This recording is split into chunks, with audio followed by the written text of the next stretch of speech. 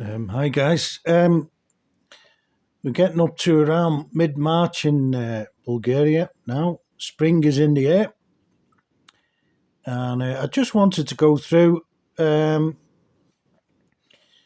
like the cost of living. Um, well, my cost of living specifically in Bulgaria. Now, this is coming from a position where I'm very well established here. I have no debts. I have no loans, no direct debits, nothing like that. Everything is paid for, um, either PAYG, pay as you go, or I pay things like car insurance for the year in one go, and for the house and stuff like that. Right. So that's the position I'm in, and I'm well set up and well stocked up. Um, on wood and gas bottles and stuff like that. Although they are included in this cost of living ramble.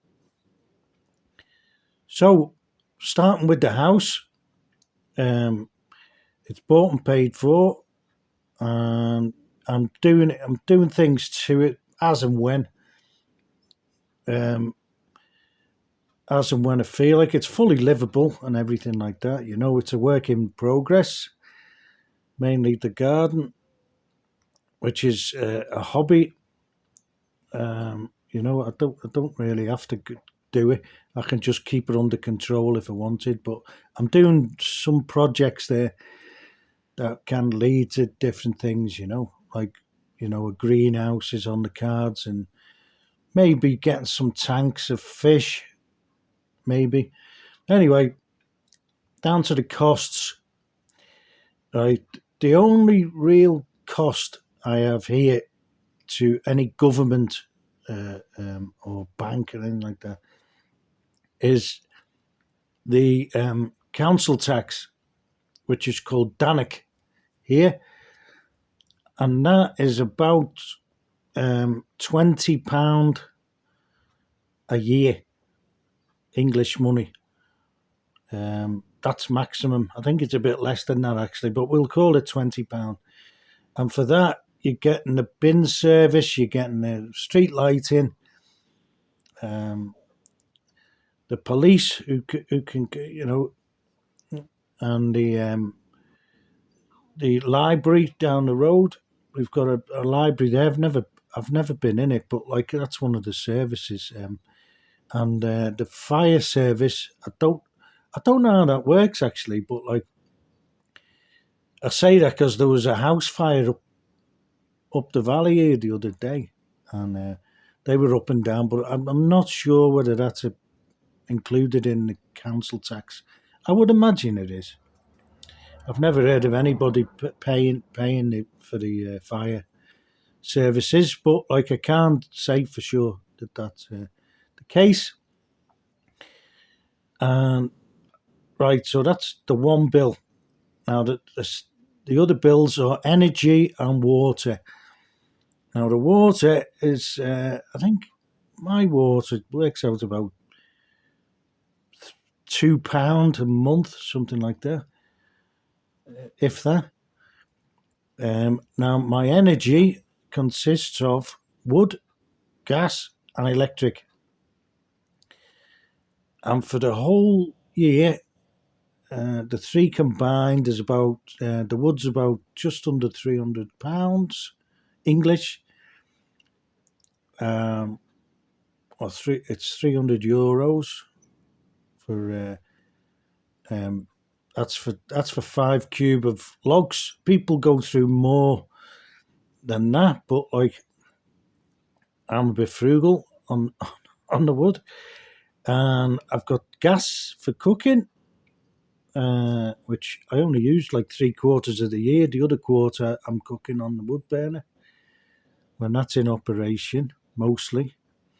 And then I've got the electric, which is swings from summer to winter, it's more in the winter. Obviously, that I think that goes for everywhere um, in the northern hemisphere. And so that the energy, let's see, I wrote it down here. Yeah, the energy combined is about £500 a year. So that's that. And the drinking water, I've got a spring in the back garden that feeds the village spring, which is over the road. Um, so it's free drinking water all year. And if that runs dry, which it does now and again, not very often, there's other springs around that flow all the year, which is another story which very interests me about how the aquifer works, because it's not all runoff water, the springs and the rivers and everything.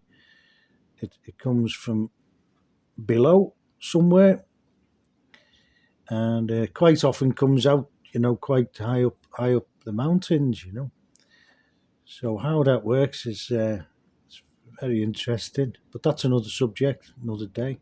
So that's the house, and apart from that, I mean, I'm very well set up here. It's like more or less like Noah's Ark. I've got like two of everything, um, and the tools, I've built up over the years. So I am speaking from a perspective of being well prepared, well stocked up, well equipped. Which it's like a prepper, but like I'm not like some of the American preppers who have like literally have rooms full of food for years and years and years, which I find is it's a bit extreme really, and it goes off. I don't want to be eating food which is 5 years old, and most canned goods last you 2 years, and I buy most stuff 2 years ahead. That's including gas actually, and wood. I'm trying to buy 2 years ahead on most things, which also contributes to my frugal cost of living. Right, so apart from the house, you got the motor in, which is optional.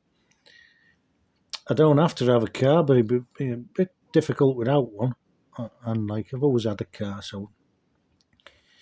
And if you can afford a car, why not? Have one. I can go whenever and wherever I want to. Although I don't have to have one, I could get an electric bike actually, and that would do me. But like, I'm going to get one anyway. But I've always had a car, and I probably always will. So the car is a lot cheaper to run here than the UK. Not necessarily cheaper to buy. I always buy second-hand cars and I never spend a lot on cars. And I've found that's a good way to go. Never had a new car. Wouldn't even dream of it. They lose that much money in the first few years. Anyway, I've got a decent car, which would be about a 5-year car, probably the Subaru Outback, and good for the winter. If you need to get out in the snow and that.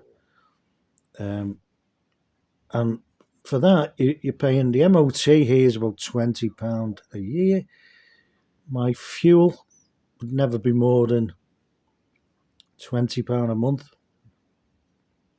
I don't really go anywhere, apart from into town every week or so, couple of weeks, and obviously a bit of servicing, bit of oil changes and stuff like that, and the insurance is much cheaper than I was paying in the UK. Much cheaper. It's a fraction. It's about 250 lev.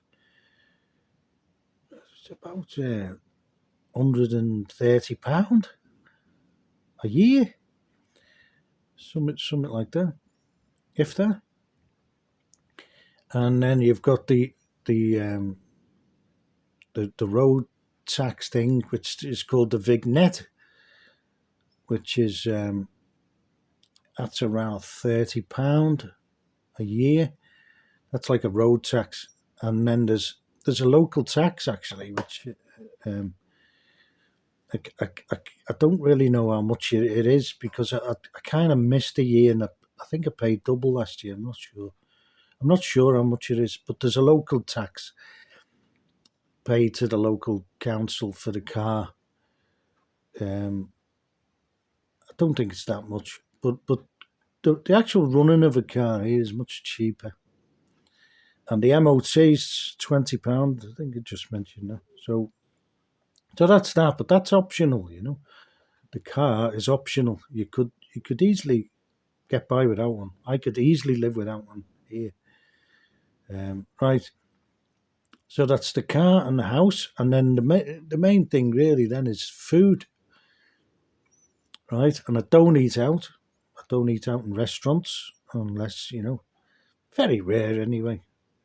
I might go out when we go on our road trips. I kind of we eat out and that, but on the road, kind of a combination. But we take a lot of food with us as well. But my domestic food here costs me around about, I'd say, £6 to £8 a day, and that's eating well. And I don't skimp on food or drink or anything like that. And you can eat okay. You can everywhere. You can in the UK if you cook for yourself and you put your mind to it and you cook proper food and don't just heat up junk, which is more expensive. If you go for the basic ingredients, that's what's going to cost you. No more than £8 to £10 a day, and it shouldn't be costing.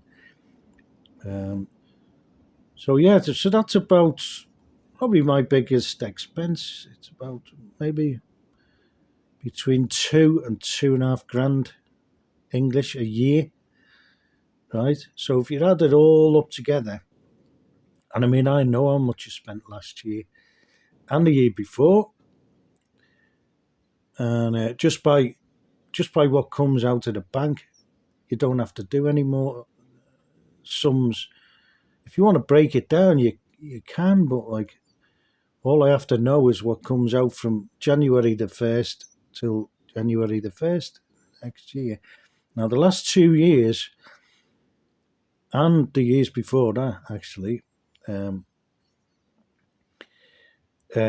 came out to around about €5,000. That's all total. And that's last year I went on 6 road trips, which actually I probably actually save money going on road trips because we share the costs. We take a lot of food with my little road trip team.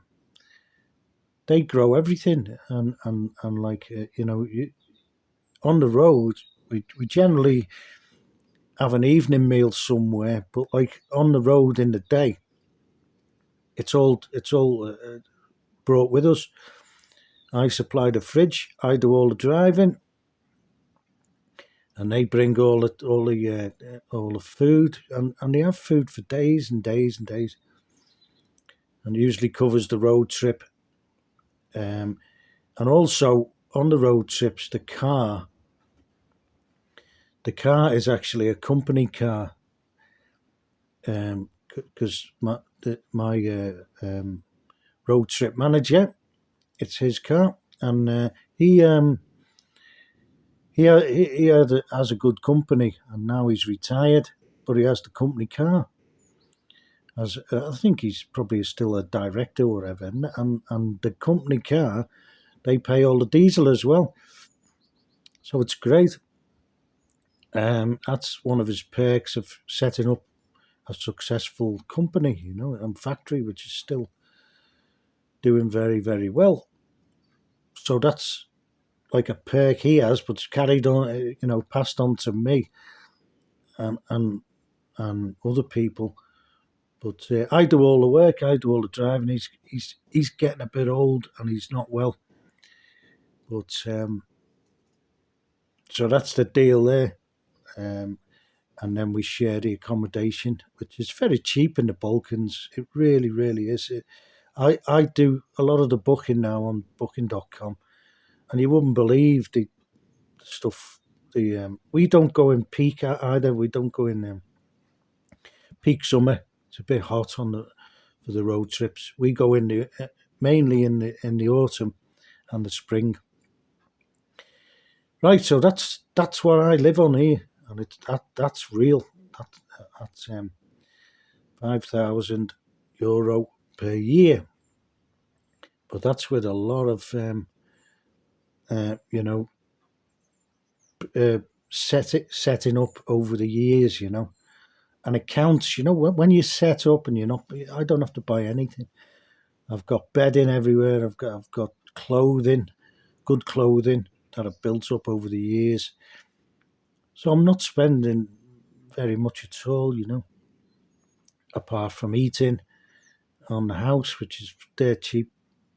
No debts, no loans, no nothing, no tax. Apart from you do pay the road tax, obviously, but that's about it, and the council tax. But that's what it costs, and when you set up. Or so I hope you enjoyed that little bit of information, but you can do it, and I can see the UK and the USA, the way they're going on the cost of living is like jaw dropping, So if anyone's out there and they want to, set themselves up, get your place sold, like I did, and get into the Balkans and have a look at Serbia or Macedonia, actually, because you never know how the Bulgaria is going to go with the EU, although they're doing okay. It's still quite cheap here, but if they join the euro and stuff like that, it could escalate a little bit, like the cost of living. But like it's getting cheaper if you compare it now with Serbia and Macedonia. It's cheaper there by quite a bit. It was on par about 10 years ago. It was virtually the same. Some things are dearer there, some things are cheaper, but on par with Bulgaria, and now it isn't. It's a good deal cheaper over there now, and so that's another option I could have in the future, actually, as Serbia. And a good thing to do there would to be get close to all the borders down there. You can get close to 3 borders there, and take advantage of all three countries' resources. Like it can be very close to Greece, North Macedonia, and Serbia and Bulgaria. Around the Petric area, around there, Kustendil. I mean, that'd be a good place to set up because you could virtually go shopping over the borders, and I know people down near the Turkish border in a place called Malko Turnavo in the Strangia. They go shopping in Turkey. They do the daily shop in Turkey? Or the weekly shop, or twice weekly, and they just go into Turkey, and everything's much, much cheaper there. So that's another thing you could look at. Okay, I hope that is informative. Hope you enjoyed it. Cheers.